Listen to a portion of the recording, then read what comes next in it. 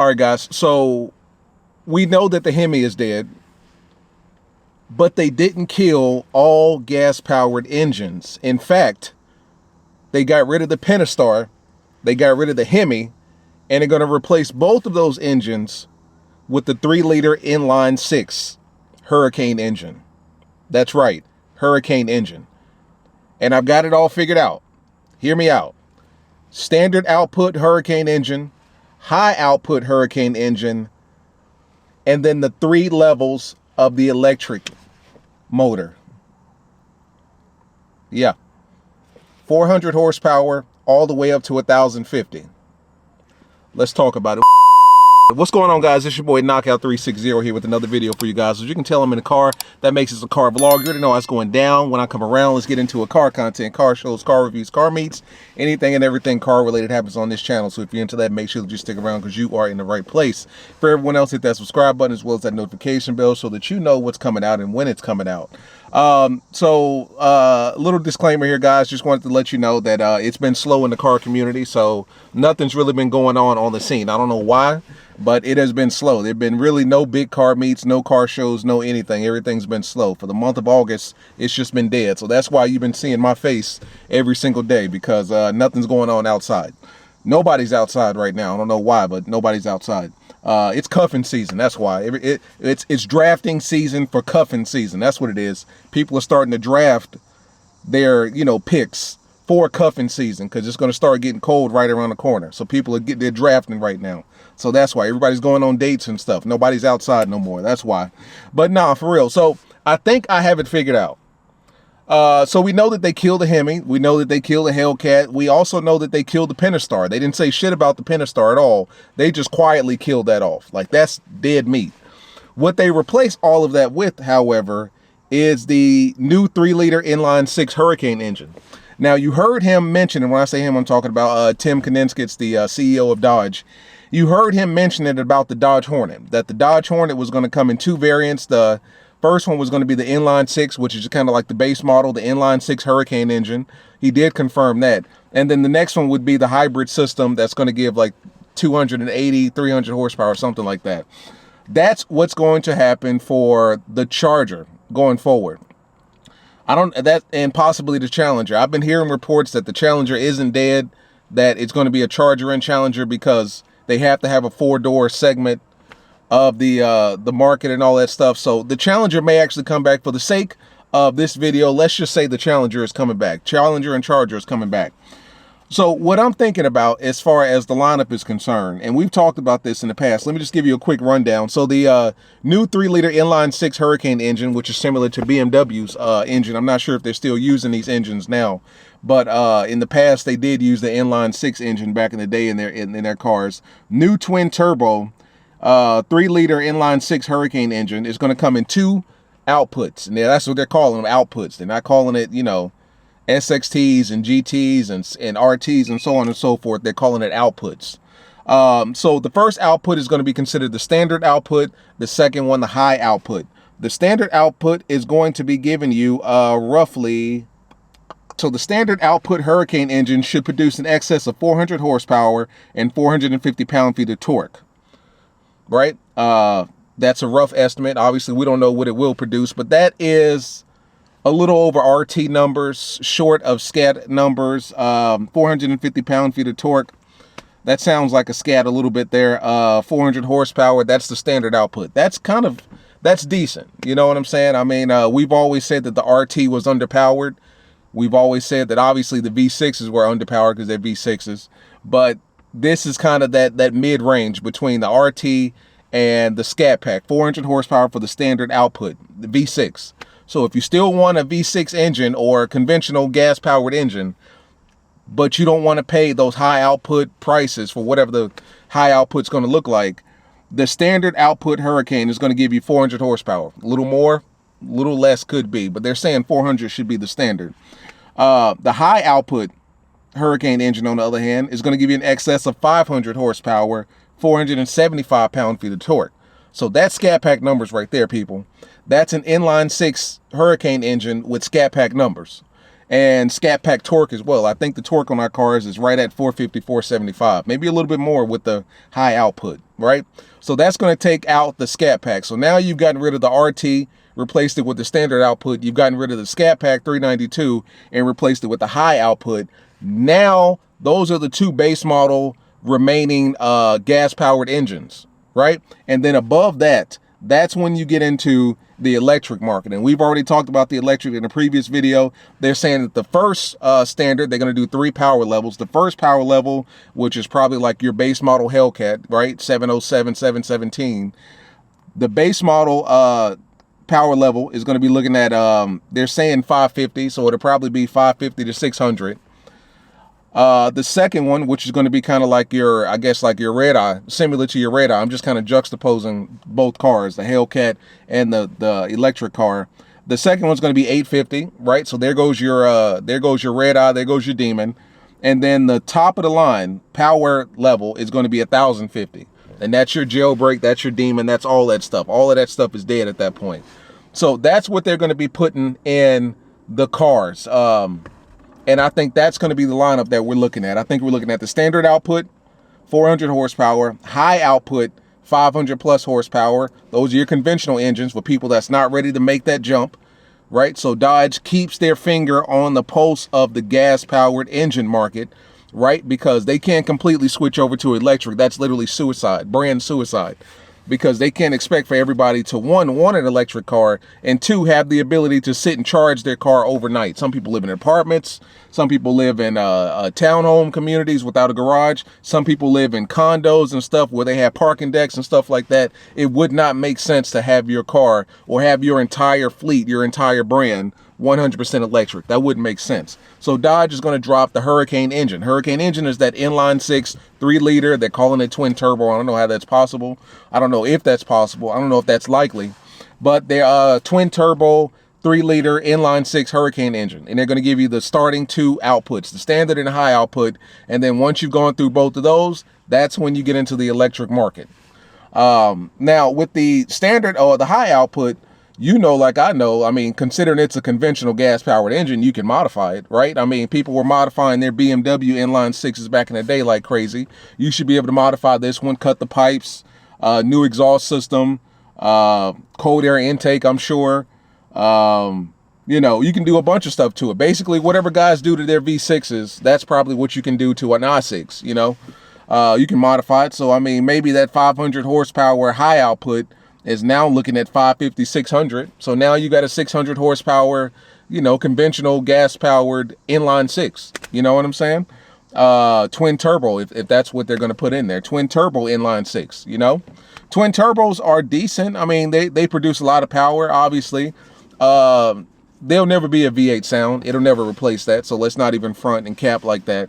But, I mean, for you guys that's not ready to make that electric leap, an inline 6 Hurricane engine, I mean, I'm not going to say it's a formidable replacement for the Hemi, because it's just not. Like, it doesn't have the prestige, it doesn't have the reputation, and it doesn't have the power, if you ask me. But, I mean, you know, they got to give us something gas-powered. They can't go 100% electric. That's committing brand suicide.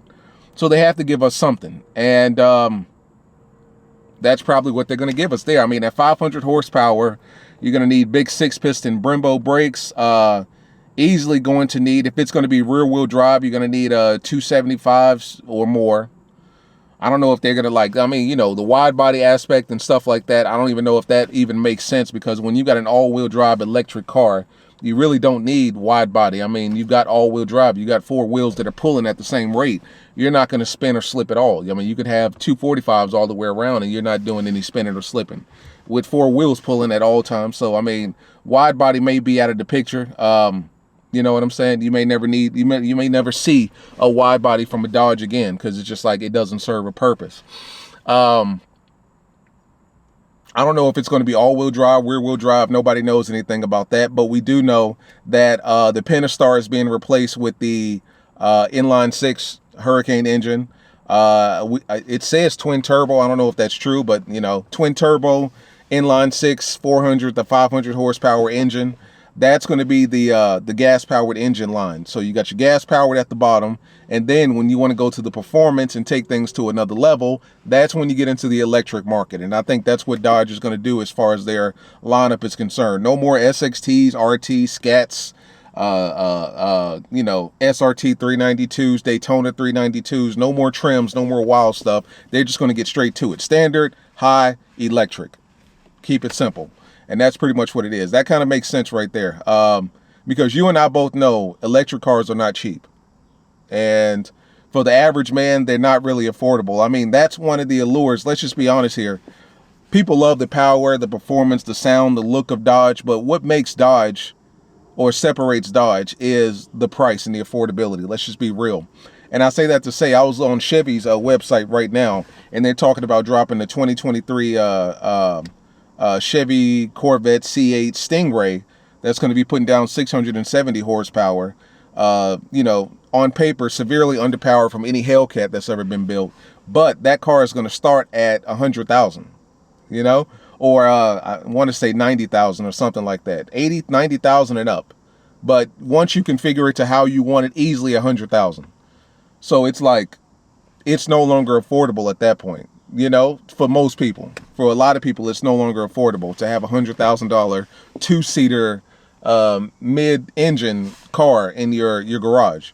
And that's the allure of Dodge, is that they can give you 485 horsepower, big V8, 6.4 liter, and you can still get that for 42, 43. I mean, I know people out here driving Scats. One of my homeboys up in Virginia, he bought his used Scat. It was a 2017, 2018, if I'm not mistaken. It was before they put the air intakes on the front of the grill. So I think it was a 2017. He bought his for $29,900. He had 50,000 miles on it, great condition. He turned that thing into a beast. It's gorgeous. But he bought it for $29,000. After military, law enforcement discounts, all that stuff, he walked out with $29,900 for a Scat, which is incredible. You know what I'm saying? Let's just be honest here. So you can get used Scats for $29,000. You can get brand new Scats for 45, 47 wide bodies. That's giving you a little under 400 horsepower. No other brand is doing that, right? Mercedes isn't doing that. Chevy, Ford, not doing that.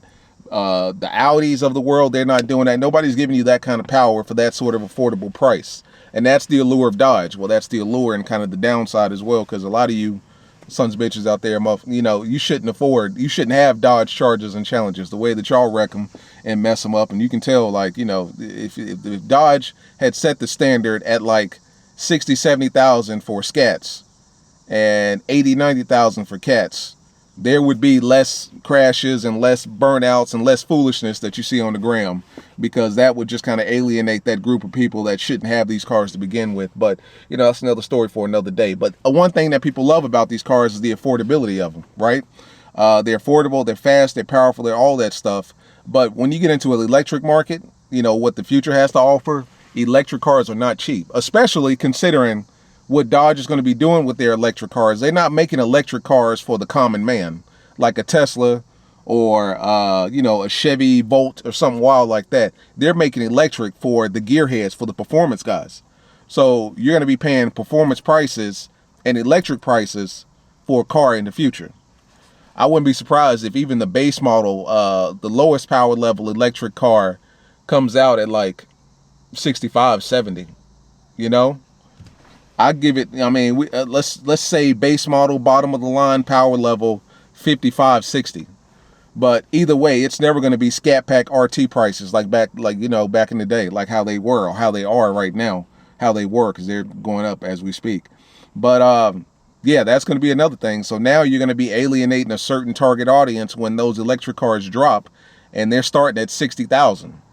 And then the top of the line, 1,000 horsepower, 50, or 1,000 horsepower power model is, or power level is, you know, almost 100,000. You're definitely alienating a certain market when it comes to that. So that's what I'm thinking that the engine setup is going to look like. I think it's going to be the standard at 400, high output at 5, and then we get into the electric power levels. You know, the electrics are going to be considered like the Hellcats are now, right? You got your RT, your Scat Pack at the bottom, right? And then you got your Hellcat, your regular Hellcat, your Red Eye, your Jailbreak, your Demon, all that stuff is going to be what the power levels or what the electric charger essentially going to be, you know, and you're going to have to pay to play. I think Dodge realizes that, you know, as much as they're taking away as far as getting rid of the V8, they're giving you a lot in return. They're giving you a car that you'll never see at a gas station pumping $5 gas, whether gas is $5 or $6. They're giving you a car that's damn near future proof. I mean, California just enacted a law that basically said by the year 2035, they're going to be getting rid of all, they're no longer going to be selling gas powered cars. V6, inline 6, V8, V10, V12, everything has to be electric. You can keep your old school cars, but everything going forward after 35 has to be electric. And it's one of those things where if California does it, I'm sure other states will do it soon after. You know, New York is going to do it. Oregon is going to do it. Really progressive states are going to start moving that route. And then before you know it, in the year 2050, everything's going to be electric all over the world.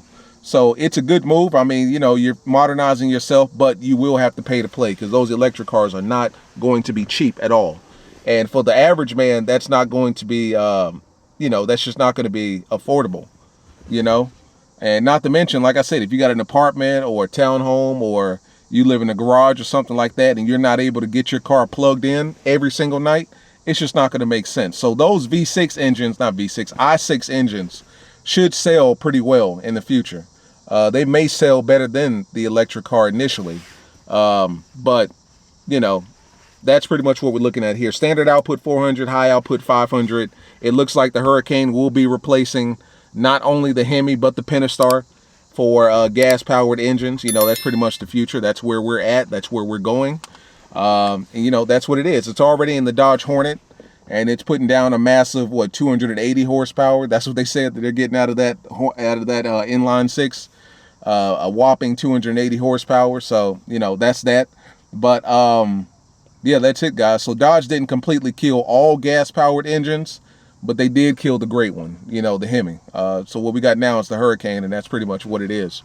As always, like, subscribe, comment, talk to your boy. I'll see you guys in the next one, man. Peace.